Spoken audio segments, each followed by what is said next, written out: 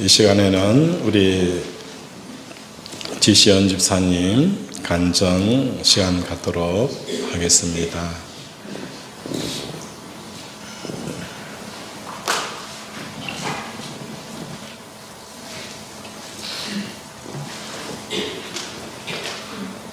안녕하십니까. 제2여전도의 소속 지시연입니다. 채 석 달이 되지 않은 기간에 저에게는 수많은 변화가 일어나서 그것을 함께 나누려고 이 자리에 섰습니다. 짧은 시간에 간증을 하게 해주신 하나님께 먼저 감사를 드립니다. 저는 초등학교, 중학교, 고등학교를 한 교회에 다니면서 하나님과 교제를 못하고 친구들하고만 교제를 하다가 성인이 돼서 교회를 떠나게 되었습니다. 직장을 다니면서 때때로 교회에 돌아가야 하는데, 내가 가야 하는데 라고 생각을 했지만 그게 마음처럼 잘 되지 않았고 2, 3년에 한 번씩 맛집 순례하듯이 교회 탐방을 하게 되었습니다. 그런데 갈 때마다 목사님이 너무 무섭다, 원래 교회와 분위기가 다르다, 또 목사님의 설교가 저희 국민학교 시절 월요일 운동장에서 영원히 끝나지 않을 것 같은 말씀 같다, 성도가 너무 없다, 가면 너무 반가운 척을 하면서 저의 주소와 전화번호를 자꾸 물어본다, 갔더니 제자가 다니고 있다, 또 다른 교회를 갔더니 목사님과 사모님이 저희 학부모님이시다 등등 순례를 한 교회마다 한 가지 이상의 변명거리가 있었습니다. 제가 정관으로 이사를 오고 다시 맛집 투어 하듯이 이 교회를 왔는데 첫 설교 말씀을 듣고 뒤통수를 한 대 맞은 것 같은 감동을 느꼈습니다. 아무것도 변명할 거리가 없었습니다. 그리고 다음 주 일요일이 되기를 기다리는 시간이 계속되었습니다. 거기에 감사하게도 노사모님께서 어성경이라는 것을 저희 제자비전교회에서 처음 하는 자리에 제가 가게 되었습니다. 더더욱 은혜를 받았습니다. 성경의 흐름을 알고 나니 기분이 매우 좋았는데 9월 달에 제가 정말 제 자신의 힘으로 일어설 수 없는 넘어지는 일이 발생했습니다. 저는 굉장히 유서 깊은 우울증이 있습니다. 대인기피증도 굉장히 심합니다. 제가 학교에 출근을 하면 7시 조금 넘어서 출근을 합니다. 그 이유가 다른 교사들과 아는 척을 하고 싶지 않기 때문입니다. 공황 발작이 수시로 일어났고 학생들 앞에서 수업을 하는 것이 점점 힘들어졌습니다. 저는 사람이 많은 백화점이나 마트를 원래 가지 않습니다. 호흡이 가빠지고 심장이 터질 것 같고 식은땀이 납니다. 교회도 마찬가지였습니다. 그래서 예배가 시작되고 기도할 때 살금살금 들어오고 목사님이 축도해 주실 때 축도를 받아야 되는데 살금살금 도망가기 시작했습니다. 그런데 목사님 말씀을 듣고 싶고 일요일에는 들어야 되는데, 그러다가 주보를 보니 단일 기도회라는 게 있어서 제가 또 목사님 부모님께 쫄라서 물어봤습니다. 이게 도대체 뭐 하는 겁니까? 그래서 큰 마음을 먹고 한번 나왔습니다. 너무 은혜가 되는데 그 다음날 다시 가려니까 교회에 오기가 너무너무 무서운 겁니다. 그래서 후배를 불렀습니다. 같이 가자. 나 혼자 너무 무섭다. 그런데 후배랑 같이 온 날 조혜련 집사님께서 성경 통독에 대한 간증을 하셨습니다. 그래서 은혜롭구나 했는데 저의 굉장히 긍정적인 후배가 갑자기 저를 착 째려보더니, 선배님, 우리 성경 통독하기로 해요. 알았어. 120일짜리로 하기로 해요. 뭐라고? 알았어. 우리 녹음해서 서로 카카오톡으로 보내주기로 해요. 뭐라고? 알았어.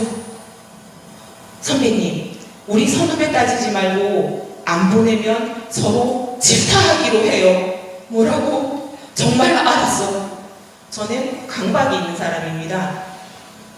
MBTI의 제 계획형 제이라고 해서 저는 1년의 스케줄이 스케줄러에 다 있습니다. 부모님께 전화하는 시간이 정해져 있고 부모님과 식사를 하는 날이 1년에 섭섭하지 않을 만큼 그 날을 다 비워두고 행동하는 사람입니다. 그런데 이 후배가 120일짜리 성경 낭독을 무조건 그날 안에 녹음을 해서 보내라고 하니 저는 그때부터 정신이 번쩍 들었습니다. 이것을 반드시 해내야 한다. 그래서 성경 낭독을 하기 시작했습니다. 그런데 영적 전쟁이 시작되었습니다. 제가 성경을 낭독하기만 시작하면 저희 집에 얌전한 개 3마리가 갑자기 싸웁니다. 왈왈 멍멍. 그리고 정말 한 10분 동안 제가 낭독하는 소리와 함께 개들이 짖기 시작합니다. 저는 그래서 이게 영적 전쟁이구나 하고 무시하고 계속 읽었습니다. 그리고는 후배에게 보냈습니다. 설마 내 낭독을 처음부터 끝까지 듣게 하겠니? 그리고 나서 가만히 생각을 해보니 후배는 직장을 다니는데 저는 9월달부터 병가를 되었습니다. 학교를 다니는 저 아이가 120일 동안에 매일매일 성경을 낭독하는데 선배인 내가 이렇게 하면 안 되겠다 싶어서 저는 이틀치를 하루에 낭독하기로 마음의 결심을 했습니다. 저는 그 병가 기간 동안에 아침에 7시 반에는 강아지 산책을 하고 9시에는 도시락을 싸서 정관 도서관에서 책을 읽은 다음 5시에 퇴근하는 생활을 했는데 이틀치를 읽어야 되겠다고 생각을 하고는 4시로 퇴근 시간을 조정했습니다. 돌아오면 바로 성경을 읽겠다.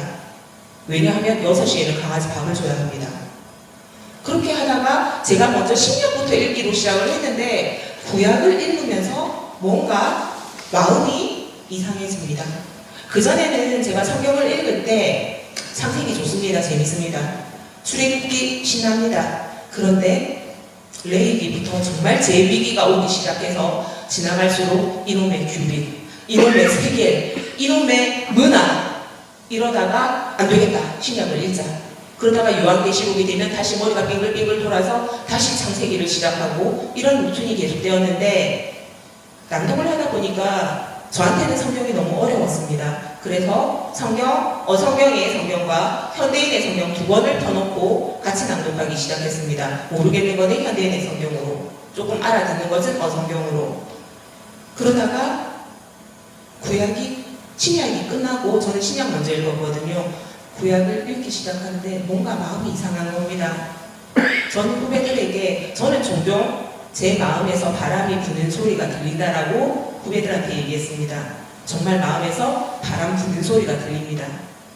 해가 질 때가 되면 저는 해가 질 때쯤 집에 있어야 됩니다. 왜냐하면 마음에서 스산하고 쓸쓸하고 공포스럽고 너무 무섭기 때문입니다. 그런데 그것이 바람이 부는 소리가 점점 사라지기 시작했습니다.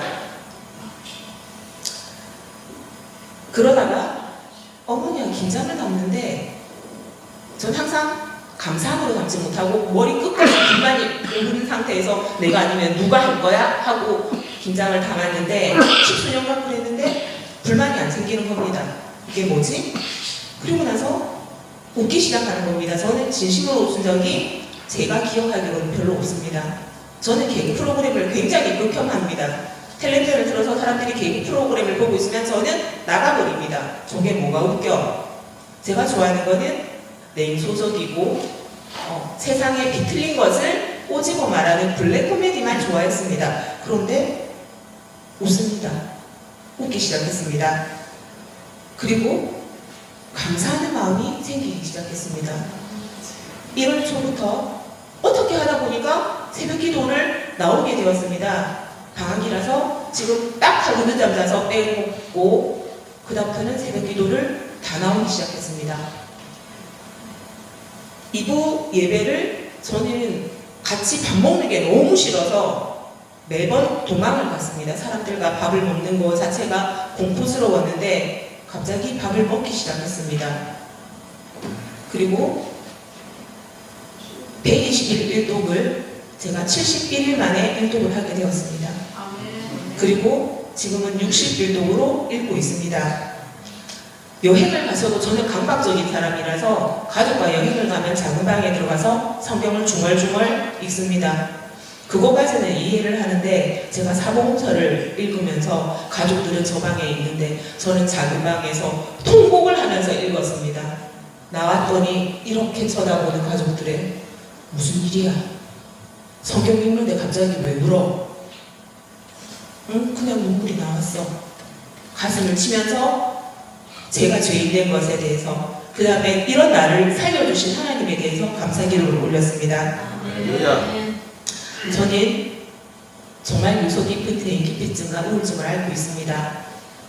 그런데 올해까지 하나님이 고쳐달라고 저는 때를 쓰기 시작했습니다. 저는 불면증도 굉장히 심각해서 10년 넘게 저녁에 수면제를 먹지 않으면 밤에 단 10분도 잠을 자지 못합니다. 이 수면의 문제도 하나님께서 해결해 주실 거라고 믿습니다. 그런데 그 응답을 받기 전에 제가 며칠 전에 정말 놀라운 경험을 하게 되었습니다. 저는 굉장히 튼튼하게 생겼지만 각종 질병으로 인해서 하루에 약을 한 줌씩 먹는 사람입니다. 갑상선 저하증 약이 날마다 올라가서 더 이상 올리면 안 된다라고 하던 의사 선생님이 처방 전에 갑상선 약을 줄여주셨습니다. 예수님이 광야에서 40일 동안 금식을 하고 나서 마귀에게 유혹을 받을 때 예수님은 자신의 말이 아닌 성경을 인용해서 마귀를 다 쫓아내었습니다. 바리새인과 토론을 하실 때도 성경 구절을 드셨습니다. 우리는 성경을 읽고 묵상하고 기도하면서 하나님과 소통할 수 있습니다. 목사님의 올해 교회의 비전과 성도들의 비전이 하나님에게로 돌아와서 매일 하나님과 소통하라는 것으로 저는 이해를 했습니다. 요즘 1시간 이상 성경을 읽으면서 이해가 되지 않던 것들이 이해가 되는 이상한 경험을 하게 됩니다. 짧게 읽을 때는 지겹기만 한데 저는 지금 1시간 이상 성경을 낭독하고 있는데, 그러면 신약에서의 말씀이 구약과 이어지고 구약에서 이해가 안 됐던 것이 그 다음 말씀에서 이해가 되는 신기한 경험을 하게 되었습니다. 그래서 저는 후배들에게 야, 읽으려면 3장씩 읽지 말고 10장 이상씩 읽어라 라고 말을 하기 시작합니다. 성경 묵상집으로 지금 석 장짜리는 굉장히 깊이 하나님과 만나는 시간으로 하고 있고 아침 저녁으로 성경 통독을 하고 있습니다. 저는 성경 읽기를 저에게 반복이 있는 시간이라고 생각합니다. 하루라도 밥을 안 먹으면 살 수가 없듯이 저처럼 각종 질병과 우울증과 대인기피증이 있는 사람은 하루라도 성경을 읽지 않으면 그 마음에서 기쁨이 떠날 것이 분명하기 때문에 저는 성경을 무조건 밤 11시 반에 들어오는 일이 있어도 1시간 이상을 성경을 읽습니다. 제일 작은 방을 제가 제일 좋아하는 식물들과 성경 읽는 방으로 꾸몄습니다. 저는 그전에는 말 못하는 것들이 좋았거든요. 동물과 식물. 저는 3월에 다시 직장으로 복귀합니다. 내가 하나님을 의지하였은즉 두려워하지 아니하리니 사람이 내게 어찌하리이까 이 말씀만 붙들고 갑니다. 아마 또 무너질 겁니다. 무너지면 다시 일어나면 됩니다.